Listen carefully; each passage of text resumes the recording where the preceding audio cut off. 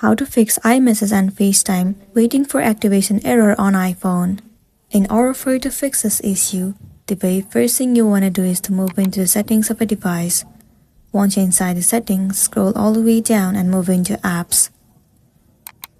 Search for the application Messages. Once found, click on it. At the bottom you can see it says iMessage. Now what you need to do is, you have to turn it off for a few seconds. Once done, turn back on. This would also fix the issue that you have been facing.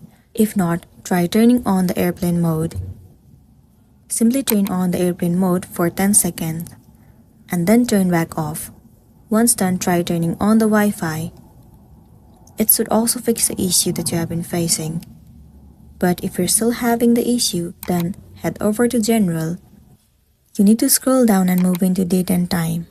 Well, if you haven't set the date and time to set automatically, then simply turn it on.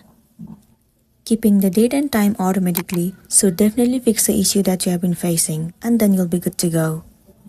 If not, once again scroll all the way down to the bottom and then click on Transfer or Reset iPhone.